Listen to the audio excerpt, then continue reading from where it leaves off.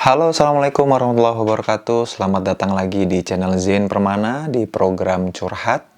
Kalau teman-teman mau curhat, tinggal DM aja nanti di bawah di Instagram ya. Tinggal DM aja, ceritain kisah teman-teman. Nanti akan saya bahas di sini ya. Ini udah episode ke-11 ya, jadi mungkin teman-teman pengen tahu episode sebelumnya ngomongin apa juga bisa. Nanti cek di kolom deskripsi di bawah. Atau nanti di akhir video ini akan ada box ya, dimana akan nganterin ke episode yang sebelumnya. Atau mungkin episode yang akan datang. Kita mulai episode curhat kali ini. Ada seseorang yang sharing. Aku bacain ya. Assalamualaikum Kang Zain. Akhir-akhir ini mungkin saya merasa terlalu banyak hal yang dipikirkan. Tapi tak kunjung selesai katanya. Setelah saya coba petakan, saya merasa ada dua hal yang terjadi pada hidup saya. Nah, kita nanti cek ya, apa nih dua hal ini. Pertama, katanya, berhubung saya belum menikah, ya, terus minta doa nih ya, mohon doanya. Kita doakan ya, teman-teman semua. Sedang tahap mencari, katanya, saya sempat merasa bahwa saya begitu menginginkan seorang wanita tersebut sampai terbawa mimpi.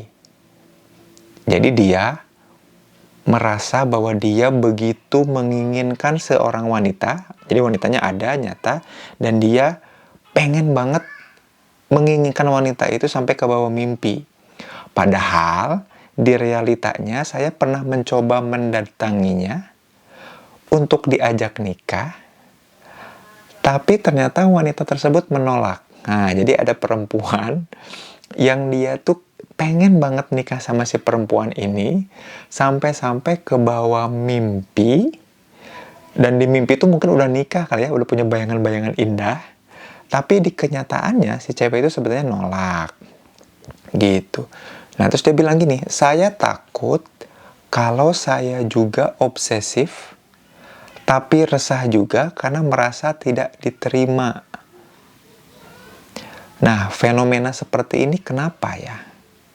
Saya lebih meng-highlight kenapa sampai terbawa mimpi dan terjadi beberapa kali. Nah, itu kira-kira kenapa? Jadi, fenomena tadi itu ke bawah mimpi itu apa? Nanya. Fenomena ke bawah mimpi itu apa? Terus dia bilang gini, kalau saya nyebutnya itu sindrom klaim mimpi ya. Di mana saya punya mimpi atau cita-cita ya, dan kalau belum tercapai itu bikin diri itu jadi down dan gelisah.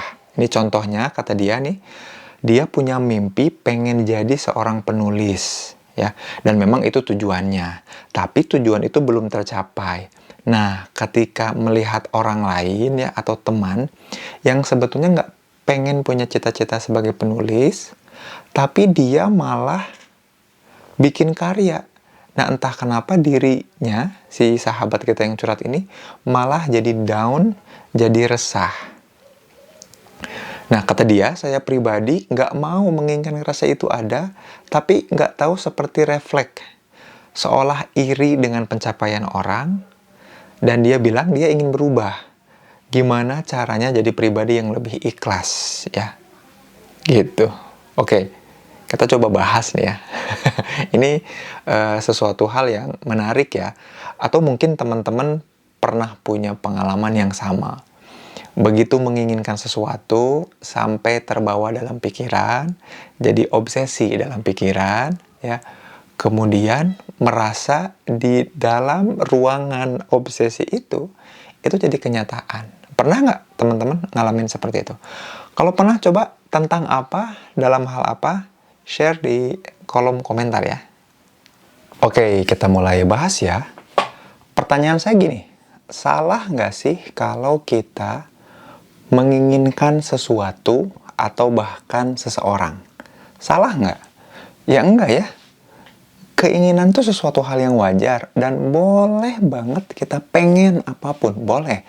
Saya pengen ganti kamera nih, nggak Canon M6 lagi, pengennya Sony A7S III misalkan.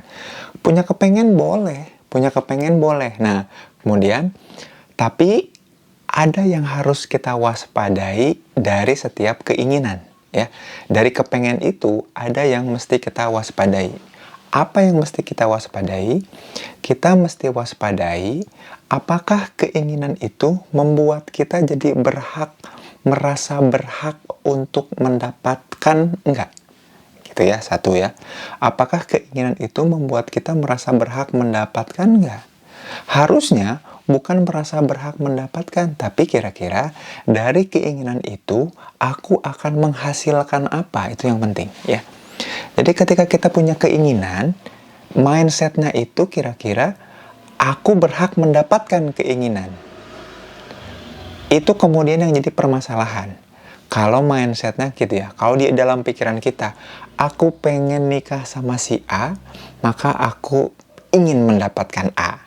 Dan merasa berhak mendapatkan A ketika aku berjuang ke arah situ. Ya itu namanya sesuatu, itu nanti lama-lama jadi permasalahan. Karena mindsetnya ngerasa berhak mendapatkan keinginan. Padahal kan keinginan belum tentu kita dapatkan. Itu yang harus kita pahami gitu ya. Makanya yang benar, yang tepat tuh apa? Mindset atau bangun mindset ketika punya keinginan. Keinginan itu memang akan menghasilkan apa?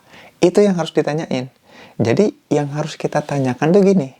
Ketika kita punya keinginan, tanyain lagi sama diri sendiri, memang dari keinginan itu kita akan menghasilkan apa, bukan mendapatkan apa. Ya, contohnya gini nih, saya pengen ganti kamera jadi Sony A7S III. Tapi, kalau aku punya Sony, maka Sony itu akan menghasilkan apa? Ya kalau videonya sama-sama aja kayak gini, ini juga udah cukup. Maka saya tidak akan terobsesi seperti sahabat kita yang curhat gitu ya. Beda kalau tadi mindsetnya masih menginginkan dan juga kemudian berjuang lalu ngerasa berhak mendapatkan karena itu kepengen aku, kebayang ya. Jadi aku menginginkan A, aku nembak, dia nolak. Loh, harusnya dia didapatkannya sama aku. Harusnya mikirnya, mindsetnya, kalau aku nikah sama dia, aku akan menghasilkan apa? Yang dihasilkan kemanfaatan bukan. Mengundang keberkahan bukan. Jadi rahmah bukan. Mudah-mudahan sampai sini kebayang ya. Jadi, punya keinginan sesuatu yang wajar.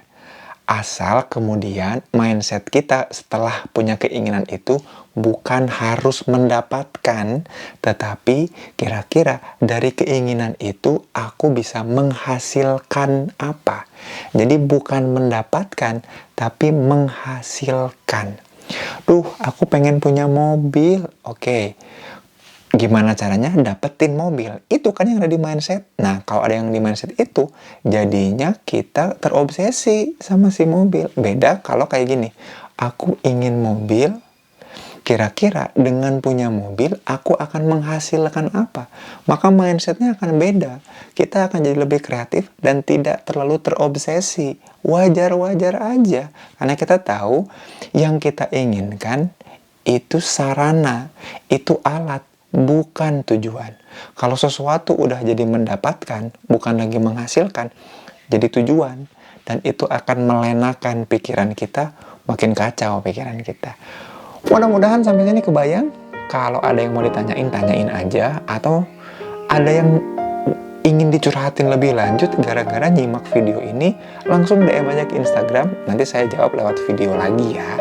Terima kasih udah nyimak, jangan lupa like ya dan share dong ke teman-teman yang kira-kira butuh video ini ya. Sampai jumpa di episode selanjutnya, jangan lupa subscribe. Assalamualaikum warahmatullahi wabarakatuh.